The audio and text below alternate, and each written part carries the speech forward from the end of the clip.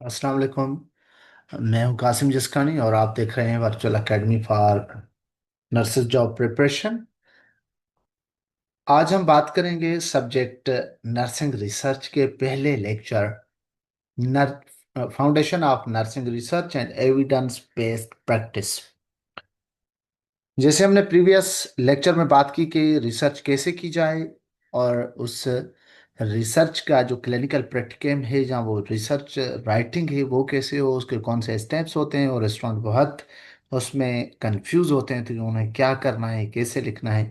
तो बहुत सारी चीज़ें हम सीखेंगे और वो इसलिए हम पहले सबसे पहले इस सब्जेक्ट को अच्छे से देखेंगे। तो हमारे नाइन नाइन लेक्चर होंगे, उसका आज पहला लेक्चर है। बहुत ही शार्ट और ब्रीफ लेक्चर है। अगर आप हमारे चैनल पे न्यू हैं तो हमारे चैनल को सब्सक्राइब करें, लाइक करें और लोगों से शेयर करें। तो पहला लेक्चर है lecture number 1, foundation of nursing research and evidence based practice. तो चले हम चलते हैं इस सब्जेक्ट को समझने के लिए। ये सब्जेक्ट पोस्ट आरएन और जनरल के दोनों में होता है, फाइनल ईयर में होता है, जो कि Pakistan nursing and midwifery council का सिलेबस है उसके मुताबिक। लर्निंग ऑब्जेक्टिव्स कौन से होंगे आज के हमारे लेक्चर में, हम सीखेंगे कि रिसर्च क्या है और एविडेंस बेस्ड प्रैक्टिस क्या है, दोनों में डिफरेंस क्या होता है। उन दोनों की डेफिनेशंस को भी देखेंगे हम। डिफरेंशिएट करेंगे हम क्वांटिटेटिव और क्वालिटेटिव रिसर्च को, उनको समझेंगे अच्छे से। डिस्टिंग्विश करेंगे प्राइमरी और सेकेंडरी रिसर्च क्या होती है, प्राइमरी और सेकेंडरी डेटा क्या होता है। और हम डिस्क्रिप्टिवली देखेंगे कि हायरार्की जो होती है एविडेंस की और रेलेवेंसी टू क्लिनिकल प्रैक्टिस वो क्या होती है। एक्सप्लेन करेंगे हम स्टेप्स ऑफ रिसर्च को, कौन से स्टेप्स होते हैं रिसर्च के, जिन स्टेप्स पे हम रिसर्च करेंगे। सबसे पहले क्या करना होगा, सबसे आखिर में क्या करना होगा और बीच में क्या होगा। आइडेंटिफाई करेंगे हम प्रॉब्लम्स को, convert them into the researchable question. तो रिसर्च क्वेश्चन हम कैसे बनाएंगे, हम इसको भी देखेंगे। सबसे पहले introduction to nursing research. Nursing research का इंट्रोडक्शन क्या है, डेफिनेशन अगर हम देखें तो ये एक सिस्टमेटिक प्रोसेस है। Nursing research is a systematic process of inquiry to develop trustworthy evidence about issues of importance of to nursing patient and health care system. तो रिसर्च की जो डेफिनेशन होगी वो ये होगी कि हम एक इंक्वायरी बनाएं, सर्च करें, दोबारा सर्च करें, जो रिसर्च की हुई है उसको अपने बेस पे उसको हम अपने ट्रस्ट वर्दी एविडेंस बनाएं और इश्यूज जो हैं वो सॉल्व करें जो पेशेंट के हैं हम हेल्थ केयर सिस्टम के अंदर। और इसकी इम्पोर्टेंस ये होती है कि हम प्रोवाइड करते हैं साइंटिफिकली बेस्ड प्रैक्टिस को, इम्प्रूव करते हैं पेशेंट के आउटकम को, इन्हांस करते हैं डिसीजन मेकिंग स्किल और सपोर्ट होती है हमारी प्रोफेशनल ग्रोथ की। तो ये बहुत इंपॉर्टेंट है कि हमें रिसर्च आना चाहिए। रिसर्च हम करेंगे तो साइंटिफिक बेस्ड हम प्रैक्टिस कर सकेंगे और उस प्रैक्टिस का अल्टीमेट बेनिफिशियरी कौन होगा, वो पेशेंट होगा। और उससे हमें क्या होगा, हमारे अंदर एक कॉन्फिडेंस डेवलप होगा कि हम डिसीजन मेकिंग हमारा पावर इंप्रूव होगा और हमारी प्रोफेशनल ग्रोथ भी होगी कि नर्स बहुत काबिल होते हैं और ये काम कर सकते हैं, पेशेंट की जो प्रॉब्लम है उसको सॉल्व कर सकते हैं। अच्छा, डिफरेंस है, बहुत इंपॉर्टेंट क्वेश्चन है कि रिसर्च में और एविडेंस बेस्ड प्रैक्टिस में क्या डिफरेंस होता है। तो एविडेंस बेस्ड जो प्रैक्टिस है वो integration of based research evidence, clinical expertise and patient reference to make decision about care. Evidence based practice जो होती है वो रिसर्च के बाद होती है, वो रिसर्च की एप्लीकेशंस ही होती हैं जो हम एविडेंटली हम जानते हैं कि यही काम है जो हमें करना है, वो एविडेंस बेस्ड प्रैक्टिस कराता है। अगर आप सिंपल डेफिनेशन देखें कि रिसर्च क्या है, research is a generation of new knowledge, new knowledge generate करने के अमल को रिसर्च कहें। और एविडेंस बेस्ड प्रैक्टिस क्या है, एप्लीकेशन ऑफ एग्जिस्टिंग, जो एप्लीकेशन एग्जिस्ट करती हैं वो बेस्ड एविडेंस के तौर पे हम प्रैक्टिस में लाएं, उसे एविडेंस बेस्ड प्रैक्टिस एबीपी कहते हैं। तो अब देखेंगे टाइप ऑफ रिसर्च। रिसर्च की टाइप्स कितनी होती हैं, तो मेनली मैं पहले लेक्चर में बात करके आया जो हमारा जीरो लेक्चर कहलाता है, उसमें कि क्वांटिटेटिव एंड क्वालिटेटिव दो टाइप की मेन रिसर्च होती हैं। वो कौन सी हो गई? क्वांटिटेटिव और क्वालिटेटिव में क्या है? क्वांटिटेटिव रिसर्च के जो ऑब्जेक्टिव न्यूमेरिकल डेटा में होते हैं, मेयरेबल आउटकम्स उसके होंगे। फॉर एग्जांपल आप बीपी मेयर करें, वेट मेयर करें, इन्फेक्शन रेट को मेयर करें, न्यूमेरिकल डेटा में उनको लिखें, तो क्वानिटेटिव रिसर्च के अंदर आते हैं ये। और क्वालिटेटिव रिसर्च के अंदर सब्जेक्टिव रिसर्च होती है। वहां ने हमने क्या कहा कि ऑब्जेक्टिव रिसर्च होगी क्वांटिटेटिव, और क्वालिटेटिव क्या होगी? वो हमारी सब्जेक्टिव रिसर्च होगी। एक्सप्लोर करेंगे मीनिंग्स को, एक्सपीरियंसेस को, परसेप्शंस को, एग्जाम्पल पेशेंट की फीलिंग्स बताएंगे, स्कोपिंग स्ट्रेटजीज बताएंगे, तो उसको हम क्या कहेंगे? Qualitative research. जिसमें हम केस स्टडी कर रहे थे, पिछले एग्जाम्पल में हमने बात की थी। उसके अलावा प्राइमरी वर्सेस सेकेंडरी रिसर्च। अब प्राइमरी रिसर्च या सेकेंडरी, मोस्टली ये क्वेश्चन आता है कि प्राइमरी डेटा क्या होता है और सेकेंडरी डेटा क्या होता है। तो प्राइमरी जो होगी वो ओरिजिनल स्टडीज होती हैं। प्राइमरी आप फोटोग्राफ निकाल रहे हैं, आप डायरी लिख रहे हैं, आप जो पहले जो बुनियादी चीज़ें कलेक्ट कर रहे हैं डेटा, इस किस्म की को कहेंगे ओरिजिनल स्टडीज। एक्सपेरिमेंटल सर्वे, इंटरव्यूज, सारी आपके पास इंटरव्यूज की रिकॉर्डिंग्स हैं, इंटरव्यू राइटअप किए हुए हैं, सर्वे की हुई है, एक्सपेरिमेंट किए हैं, तो इसकी जो बुनियादी है, बेसिक है, वो ओरिजिनल होता है डेटा। और सेकेंडरी में रिव्यू करते हैं, जो प्राइमरी का डेटा होता है उसको रिव्यू करते हैं और मीटा एनालिसिस करते हैं। Systematic review based on primary study होता है, तो उसको हम सेकेंडरी रिसर्च, सेकेंडरी डेटा कहते हैं। हायरार्की ऑफ एविडेंस कौन सी होगी? Strongest to weakest. सबसे पहले हमें क्या चाहिए हायरार्की के अंदर? स्ट्रांग चीजें, सिस्टमेटिक रिव्यू चाहिए, मेटा एनालिसिस चाहिए, रेंडमाइज कंट्रोल ट्रायल जो है आरसीटी, वो cohort study, case control study, cross sectional descriptive study, ये हायरार्किकली बेस्ड एविडेंसेस हैं, जिसको हमने बायोस्टैटिक्स के लेक्चर सब्जेक्ट में डिटेल से इन सब चीज़ों को डिस्कस किया हुआ है, इसलिए यहाँ पे हम इनको डिटेल से डिस्कस नहीं कर रहे। Research utilisation. यूटिलाइजेशन कैसे होगी रिसर्च की? फिर जो हम रिसर्च कर रहे हैं, यूजिंग फाइंडिंग्स हम यूज करेंगे, वो कंप्लीट स्टडीज जो इंप्रूव करेगी हमारी प्रैक्टिस को, a component of evidence based practice. Overview of research process. Overview research process का क्या होना चाहिए? आप क्या समझते हैं रिसर्च कैसे करना चाहिए? ये इसके रिसर्च के 8 जो हैं वो स्टेप्स हैं जो हमें अप्लाई करना चाहिए। Number 1, identification of problem. भाई प्रॉब्लम होगा तो उस पर हम रिसर्च करेंगे, तो सबसे इंपॉर्टेंट चीज है प्रॉब्लम आइडेंटिफिकेशन। जब जैसे हम कहीं पे वार्ड पे गए और वहां पे हमें प्रॉब्लम मिला कि ये प्रॉब्लम है, इस पे रिसर्च होना चाहिए, इस पे काम नहीं हुआ, तो ये काम चेक करने के लिए हम सेकंड स्टेप करेंगे लिटरेचर रिव्यू। उस क्वेश्चन को सर्च आउट करेंगे कि क्या दुनिया में कहीं पे भी इस प्रॉब्लम पे, इस क्वेश्चन पे, इस टॉपिक पे काम किया हुआ है, तो उसे हम कहेंगे लिटरेचर रिव्यू। जब लिटरेचर रिव्यू हमने कर लिया कि हाँ, तो कोई ना कोई, किसी ना किसी बंदे का काम किया हुआ था कहीं ना कहीं, तो उसके बाद हम फार्मूलेट करेंगे अपने ऑब्जेक्टिव्स कि भाई अमेरिका में जो बंदा काम कर रहा है इस टॉपिक पे, उसके ऑब्जेक्टिव्स अलग होंगे, हमारे ऑब्जेक्टिव्स अलग होंगे, बहुत सारे मिल एक जैसे भी होंगे। वो बनाएंगे, फिर क्वेश्चंस बनाएंगे, हाइपोथेसिस बनाएंगे कि ये चीज क्यों हुई। फॉर एग्जाम्पल मलेरिया हुआ है लोगों को, फीवर हो रहा है, फीवर हो रहा है तो क्यों हो रहा है? फिर आपने देखा कि उसको मलेरिया है, फिर मलेरिया है तो क्यों है? आपने देखा कि वो मॉस्किटो की वजह से, तो ये हाइपोथेसिस है। हाइपोथेसिस फिर अल्टरनेट हाइपोथेसिस भी हो सकता है, नल हाइपोथेसिस भी हो सकता है, उस पर हम बाद में आएंगे।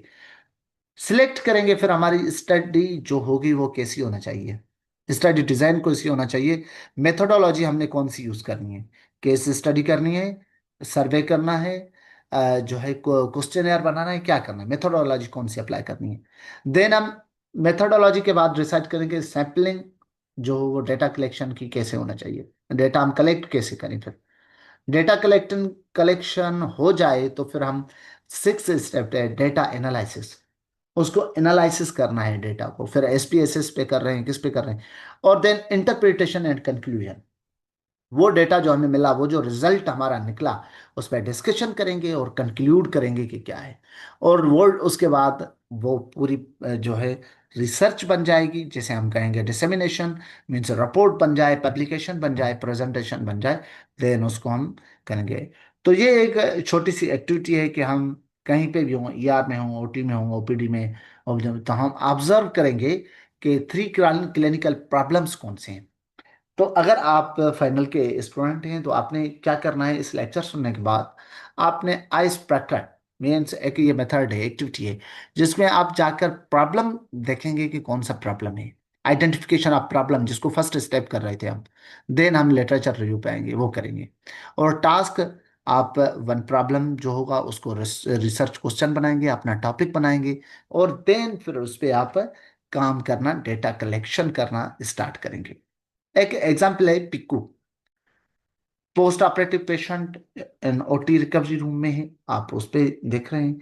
और गाइडेड डीप ब्रीथिंग एक्सरसाइज, आपने उसे क्या कहा है, आप डीप ब्रीथिंग एक्सरसाइज करो। डीप ब्रीथिंग एक्सरसाइज और स्टैंडर्ड केयर आप उसको दे रहे हैं, तो क्या उसको रिडक्शन हुई है पोस्ट ऑपरेटिव पेन में, वो स्कोरिंग करेंगे। पहले स्कोर करेंगे कि उसका पेन स्कोर क्या है, और देन जब आपने उसे एक्सरसाइज करवाई, डीप ब्रीथिंग एक्सरसाइज, उसके बाद वो पेन स्कोर क्या है। तो ये आपका एक एग्जाम्पल बन जाएगा, वो आप क्वेश्चन बनाएंगे। In post operative patient does guided deep breathing exercise reduce pain compare to standard care. तो ये आपका फॉर एग्जाम्पल एक रिसर्च क्वेश्चन बन गया, आपका एक टॉपिक बन गया, इस पे आप काम कर सकते हैं। सजेशन बुक्स में पहले भी बता चुका हूँ, सेम ही है। और आप उनका जो चैप्टर नंबर 2 है और चैप्टर नंबर 1 है, उनको स्टडी करें। लोबियोंडो वुड एंड हेबर का जो नर्सिंग रिसर्च बुक है, और चैप्टर 1 उसका, और पोलाइट एंड पेक का जो नर्सिंग रिसर्च बुक है, चैप्टर 1 एंड 2, उनको आप स्टडी कर सकते हैं एज अ रेफरेंस बुक। हम यहाँ पे 10 बीसीक्यू सॉल्व करेंगे, अगर आप सेमेस्टर की तैयारी कर रहे हैं, एग्जाम की तैयारी कर रहे हैं, तो भी आपको बहुत हेल्प हो जाए इनमें।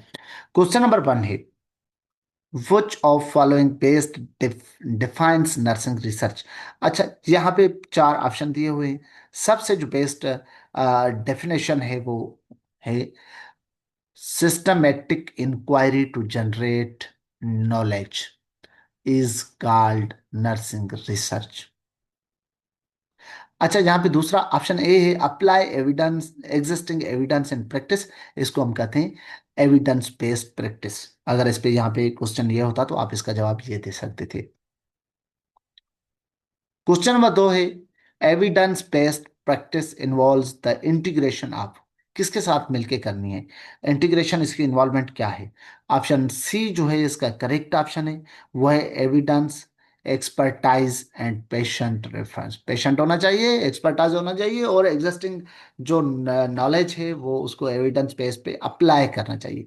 तो option C is the correct option.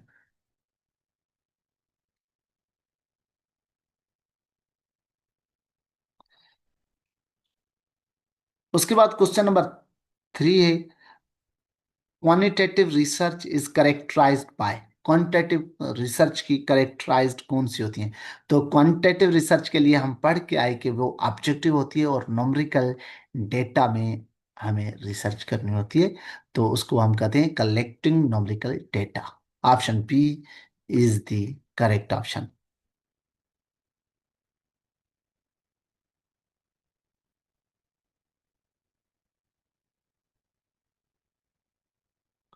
उसके बाद क्वेश्चन नंबर 3 है हमारे पास, और वो क्वेश्चन नंबर 3 है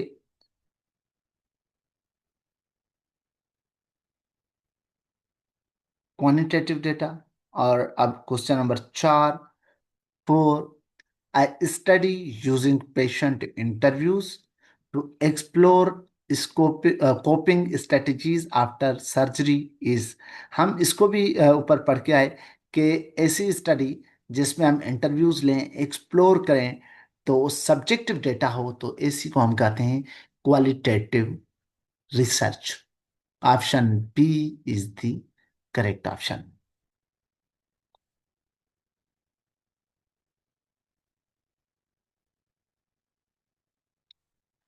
उसके बाद है हमारे पास question number 5, which of following is an example of secondary research. Secondary research is systematic review of RCT। Question option C is the correct option. ये भी हम डिस्कस करके आए डिटेल से।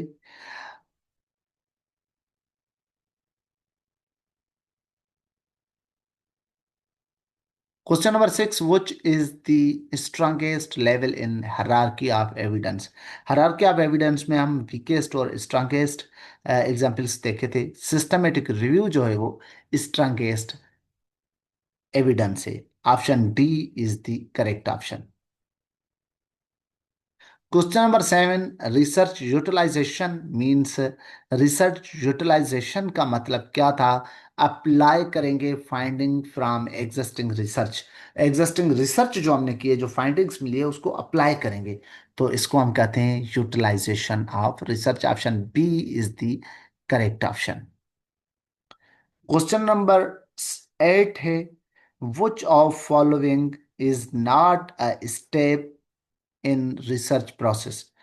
इसमें कौन सा, हमने प्रॉब्लम आइडेंटिफिकेशन भी प्रोसेस था, लिटरेचर रिव्यू भी था, डेटा इंटरप्रिटेशन भी था, पेशेंट एडमिशन ये रिसर्च प्रोसेस का स्टेप नहीं है। Option D is the correct option.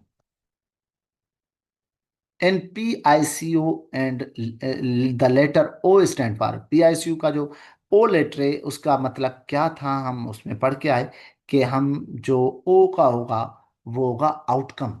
जो हमारा आउटकम आएगा उसको हम कहते हैं ओ स्टैंड फॉर। ये एक नमूने के जो हम इस यूज करते हैं।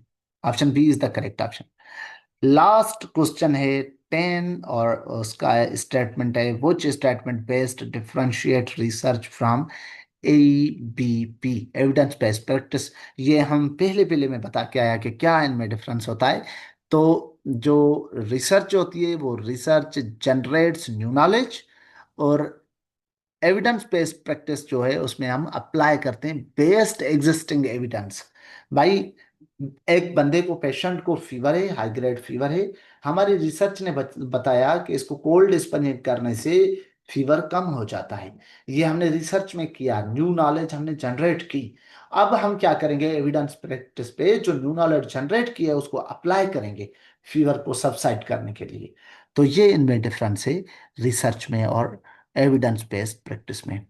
तो आज के पहले लेक्चर में नर्सिंग रिसर्च के अंदर हमने पहला लेक्चर पढ़ा और इसकी अंडरस्टैंडिंग की, इसके BCQs भी किए जैसे कि हमें सेमेस्टर के एग्जाम पे काम आ सके। तो अगर आप न्यू हैं तो हमारे चैनल को सब्सक्राइब करें और शेयर करें दूसरे लोगों से, और लाइक करें। अल्लाह हाफिज। अब मिलेंगे नेक्स्ट लेक्चर के साथ।